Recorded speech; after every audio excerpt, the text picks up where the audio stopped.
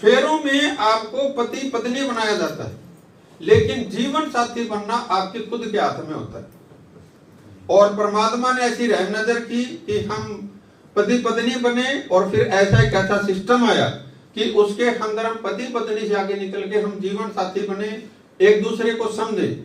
और इस चीज के ऊपर मैं आगे बात करूंगा, लेकिन उससे पहले मैं कविता जी से रिक्वेस्ट करूंगा कि अपने विचार साझा करें। हालांकि एक चीज बोली जाती है कि लेडीज फर्स्ट, तो मैं इसको इसलिए नहीं बोलता कि ये लेडी है इसलिए फर्स्ट है, मैं इसको इसलिए बोलता हूं क्योंकि ये बेस्ट है।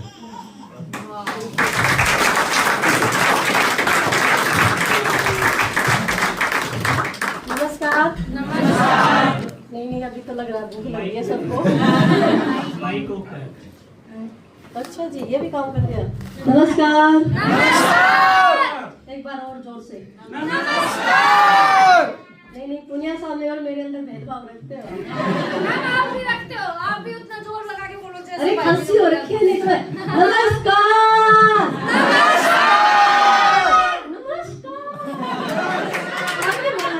कोई भी नहीं बोला। चलो ठीक है। देखो अच्छी बातें तो वैसे महापुरुषों ने बता दी, जो पर मेरे को जो थोड़ा समझ आ रहा है वो क्या है कि राजेश जी और सतीश जी भगवान के उतारे हुए दो फरिश्ते हैं। अब आप लोगों के हाथ में है कि आपको इनका हाथ पकड़े रखना है या दाएं बाएं भटकना है। उसके मैं एक छोटी सी कहानी के माध्यम से बात बताती हूँ कि गुरुजी एक बात बताते हैं कि एक संत थे और वो जा रहे थे, तो उन्होंने देखा कि रास्ते में बहुत सारे ये पक्षी होते हैं ना, तो उस पे वो क्या है कि एक आता है शिकारी, दाना डालता है, जाल डालता है और फिर वो उनको पकड़ के ले जाता है। तो वो संत थे, वो इसकी भाषा जानते थे, तो उन्होंने समझाया कि तुम्हें कल से क्या करना है कि शिकारी आएगा, दाना डालेगा, पर तुम्हें दाना चुनना नहीं है, बिल्कुल भी एक भी दाना मुंह को नहीं लगाना। तो वो उन्होंने सिर्फ उसको गाना समझा। अगले दिन फिर आया तो सभी उलझे हुए पड़े थे, तो उसने बोला अरे मुझको में क्या समझा के गया था?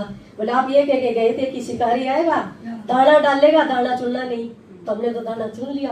पर हमारे साथ भी क्या है कि इस कंपनी के साथ साथ और बहुत सारी ऐसी चीजें आएगी कि महीने में 2 महीने में डबल पैसा कर देंगे, ये कर देंगे। तो जो हम जिस लाइन पर सही लाइन पर जा रहे हैं उस पर मेरे को लगता है थोड़ा समय जरूर लगेगा, पर आप इतनी ऊंचाई पर पहुंच जाओगे कि आपको कोई नीचे नहीं गिरा सकता। और जो छोटी छोटी चीजें आएगी वो आपको फंसाने के लिए आएगी, कामयाब करने के लिए कोई नहीं आएगी। Thank you.